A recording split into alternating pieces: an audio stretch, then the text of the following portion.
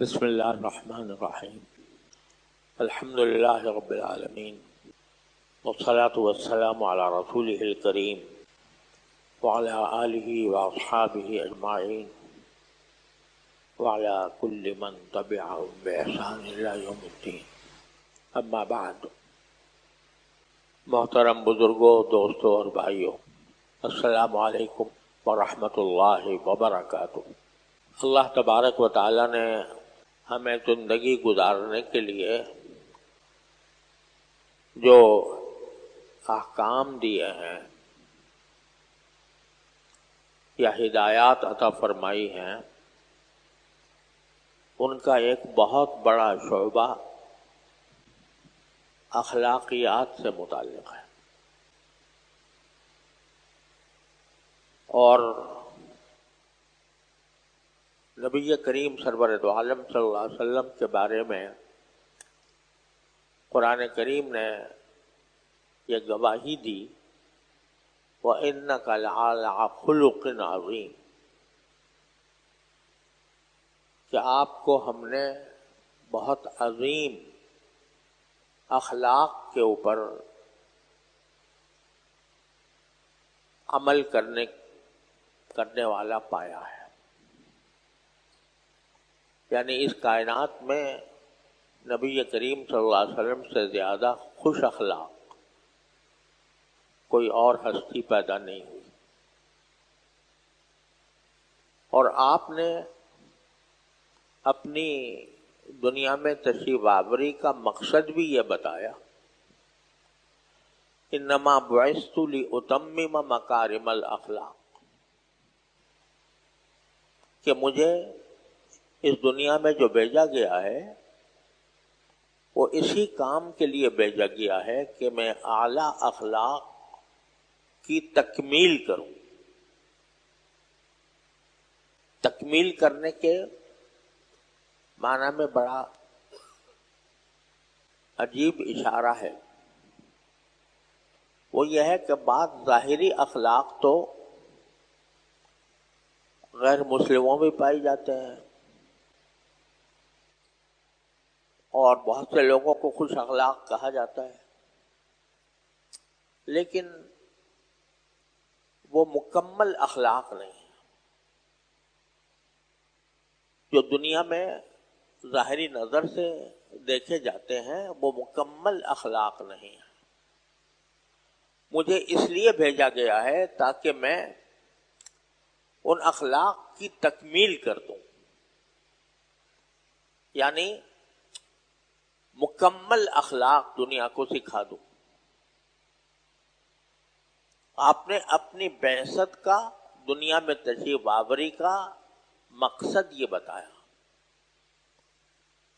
اور اس میں عربی جاننے والے یہ جانتے ہیں کہ انما کا جو لفظ آپ نے استعمال کیا، یہ انما، یہ حصر کا فائدہ دیتا ہے، جس کے معنی یہ ہے میں صرف اسی کام کے لیے بھیجا گیا ہوں. میرا اصل مقصود جس کے لیے میں بھیجا گیا ہوں وہ یہ ہے کہ میں اعلیٰ اخلاق کی تکمیل کروں. اس سے معلوم ہوا کہ دین صرف ظاہری عبادات کا نام نہیں ہے، صرف نماز روزے کا اور صدقہ زکوٰۃ کا نام نہیں ہے، بلکہ یہ عبادتیں بھی اس وقت تک اللہ تعالیٰ کے ہاں مقبول نہیں ہوتی جب تک کہ اخلاق انسان کے درست نہ ہوں. کیونکہ مثال کے طور پر اخلاق ہی کا ایک بہت بڑا شعبہ اخلاص ہے. یعنی جو کام کرے انسان وہ اخلاص کے ساتھ کرے، ریاکاری کے لیے نہ کرے، دکھاوے کے لیے نہ کرے. جب تک یہ اخلاص نہیں ہوگا نماز بھی قبول نہیں ہوگی، جب تک اخلاص نہیں ہوگا روزہ بھی قبول نہیں ہوگا، جب تک اخلاص نہیں ہوگا صدقہ زکوٰۃ بھی قبول نہیں ہوگی، حج عمرہ بھی قبول نہیں ہوگا. تو یہ عبادتوں کی تکمیل جو ہوتی ہے وہ اخلاص سے ہوتی ہے. لہذا اخلاق ایسی چیز ہے کہ جو تمام عبادتوں میں بھی ضروری ہے، معاملات میں بھی ضروری ہے، معاشرت میں بھی ضروری ہے. اس کے بغیر کوئی کام سیدھا نہیں ہو سکتا.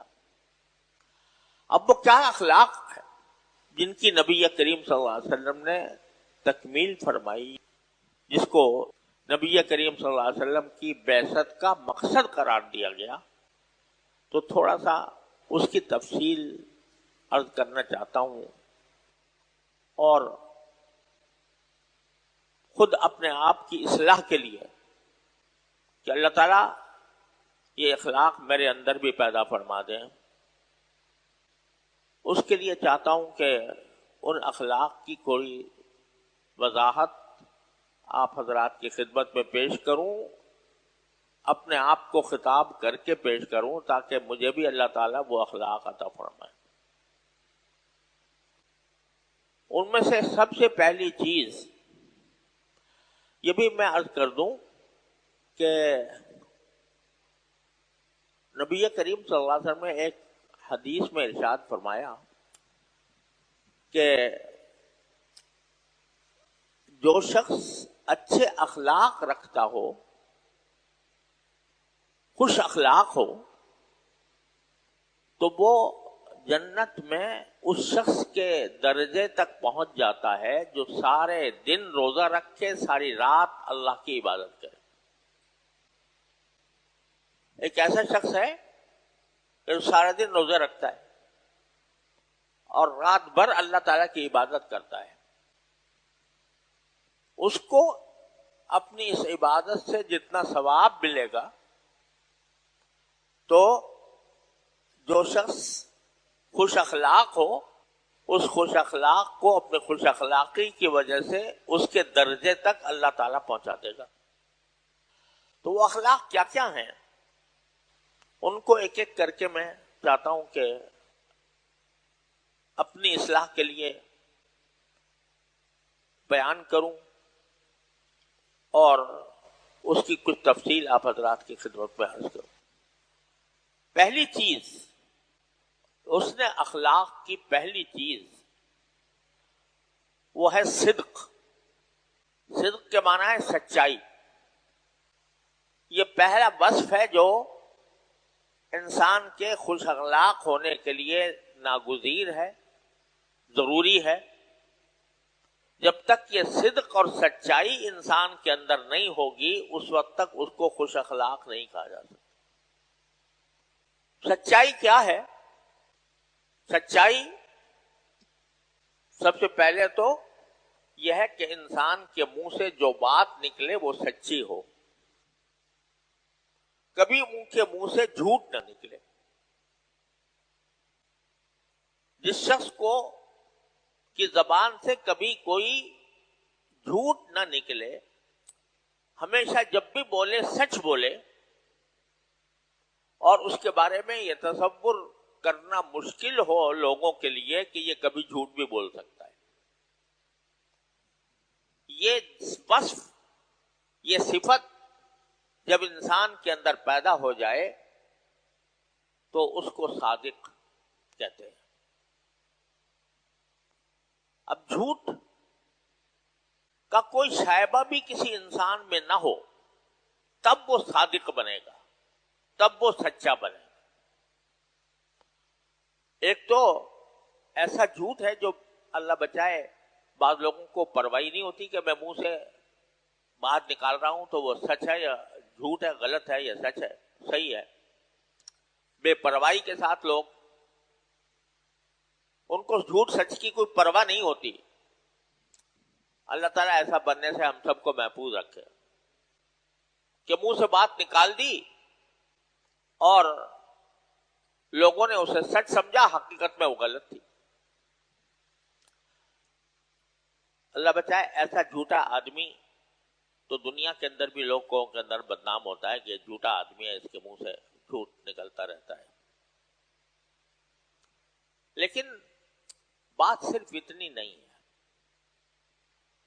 جو لوگ جان بوجھ کر جھوٹ بولنے سے پرہیز کرتے ہیں الحمدللہ،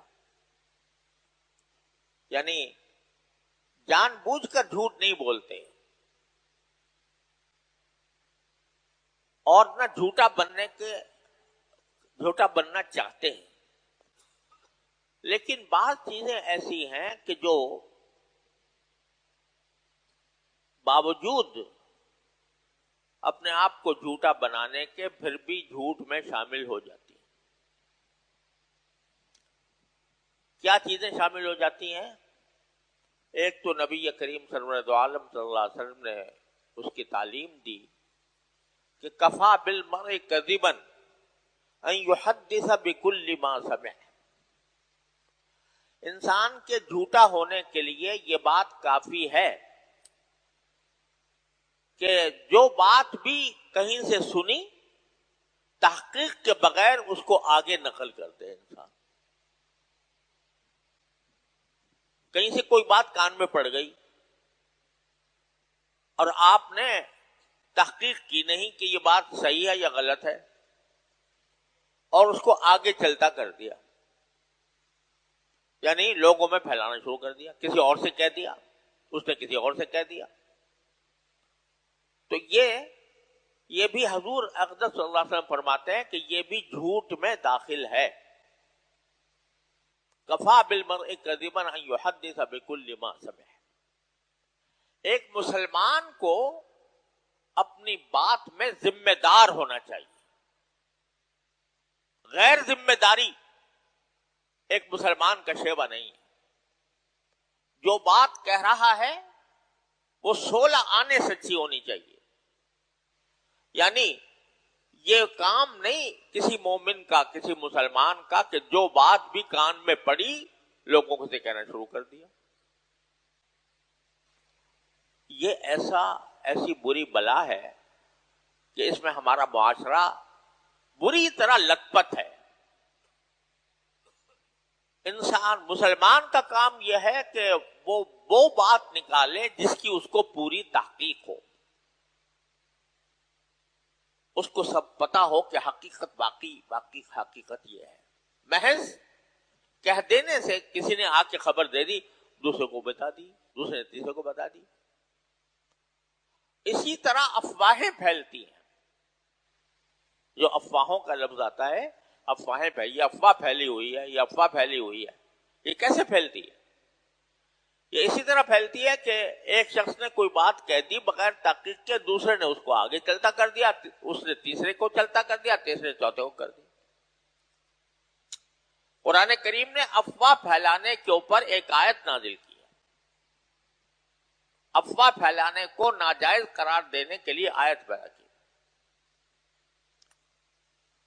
اور اس میں یہ فرمایا کہ بعض لوگ ایسے ہوتے ہیں جو بغیر تحقیق کے بات پھیلا دیتے ہیں، اور بجائے اس کے کہ اس کی تحقیق کرتے لوگوں کے اندر پھیلا دیتے ہیں. ان کو چاہیے یہ تھا کہ اگر کوئی بات ان کے کان میں پڑی ہے تو اس کو اولو الامر تک پہنچائیں، وہ اس کی چھان بین کریں کہ باقی یہ بات صحیح ہے یا نہیں ہے. قرآن نے یہ وضاحت کے ساتھ یہ بات فرمایا.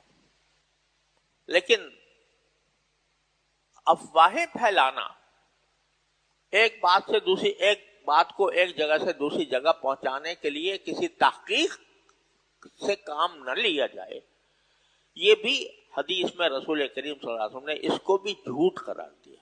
یہ بھی جھوٹ ہے. اب دیکھو ذرا سی یہ افواہیں پھیلانے سے کیا ہوتا ہے؟ افواہیں پھیلانے سے لوگوں میں ایک دوسرے سے بغض پیدا ہوتا ہے، نفرتیں پیدا ہوتی ہیں، عداوتیں پیدا ہوتی ہیں. آپ نے یہ بات بکثرت سنی ہوگی. آج کل کہا جاتا ہے جی فلاں تو کرپٹ آدمی ہے، وہ تو بہت رشوت لیتا ہے. اور رشوت کی مقدار بھی بتا دی جاتی ہے. اس نے تو اتنے کروڑ کا غبن کیا ہے. ارے بھائی کیا تم نے خود حساب لگا کے دیکھا تھا کہ غبن کتنا کیا تھا؟ لیکن زبانوں پر بات چل پڑتی ہے. اس نے تو کروڑوں کا غبن کیا ہوا ہے. اب اگر کوئی پوچھے کہ بھائی کیا ہے کہ جی ساری دنیا کو بتائے، سب لوگ جانتے ہیں،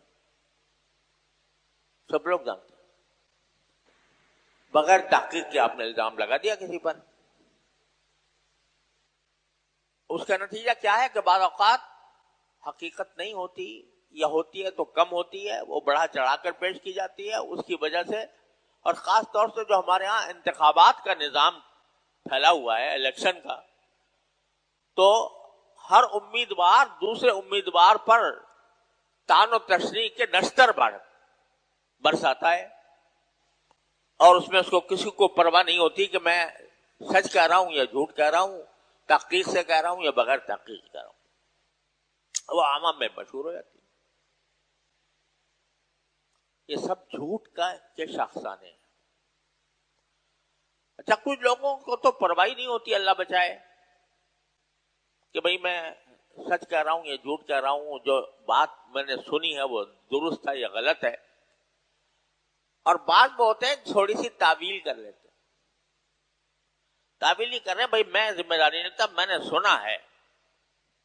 لوگ کہتے ہیں، لوگ یہ کہتے ہیں، میں کوئی اس کی ذمہ داری نہیں لیتا، میں خود سے نہیں کہہ رہا، لوگ یہ کہتے ہیں، اللہ جانے کیا ہے.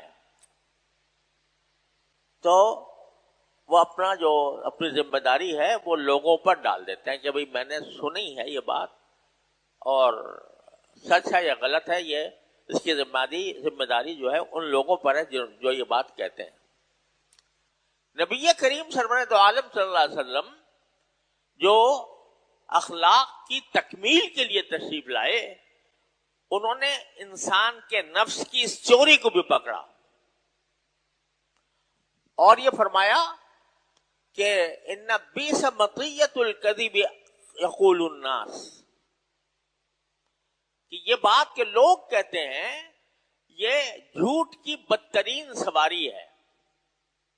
یہ الفاظ استعمال فرمائے، یہ کہنا لوگ کہتے ہیں یہ جھوٹ کی بدترین سواری ہے. کیا مانا؟ اصل میں تو دل چاہ رہا تھا کہ جھوٹ میں لوگوں تک پہنچاؤں، اس جھوٹ کو پہنچا کر مزہ لوں، دوسرے لوگوں تک پہنچاؤں یہ جھوٹ. لیکن یہ سوچ کر کہ بھئی اس کی ذمہ داری میرے اوپر عائد ہوگی، تو یہ اپنی ذمہ داری کو دوسرے کے اوپر تھوپ دیا کہ لوگ کہتے ہیں. جیسے کوئی آدمی خود نہ چل سکے تو کسی سواری پر چڑھ جاتا ہے، تو فرمایا کہ جھوٹ کی بدترین سواری ہے یہ بات کہ لوگ کہتے ہیں. جس کے معنی یہ ہے کہ جب تمہیں خود تحقیق نہیں ہے تو لوگوں کے کہنے کی بنیاد پر کیوں بات آگے چلا رہے ہو؟ لوگ کہیں یا نہ کہیں، اگر تمہیں تحقیق ہے تو بے شک آگے کہو، اور اگر تحقیق نہیں ہے تو پھر آگے کہنے سے باز رہو. یہ ہے بعثت لأتمم مکارم الاخلاق، میں خوش اخلاقی کے فضائل کی تکمیل کرنے کے لیے آیا ہوں. تو آپ نے سچائی کو بھی اس طرح واضح کر دیا کہ سچائی کے خلاف جو ادنا سا شبہ بھی ہو اس کو بھی آپ نے فرمایا کہ یہ بھی مجھے قبول نہیں، یہ بھی مجھے منظور نہیں، یہ بھی اللہ کو پسند نہیں. بات وہ کہو جس کی تحقیق ہو. آج کل یہ جو سوشل میڈیا ایک نئی بلا مسلط ہوئی ہے سوشل میڈیا کے نام سے، اس سوشل میڈیا میں جھوٹ اور سچ کا کوئی پتہ لگانا ہی مشکل ہے. خبریں آ رہی ہیں اپنی طرف سے گھڑ کر اس کی تصویر بھی لگا دیتے ہیں. اب تو آ گیا زمانہ آرٹیفیشل انٹیلیجنس کا، مصنوعی ذہانت کا. جس کی چاہو تصویر بنا دو، جس کے منہ سے چاہو جو کچھ کہلوا دو اسی کی آواز میں. یہ تو کھلا جھوٹ چل ہی رہا ہے، اعوذ باللہ. اور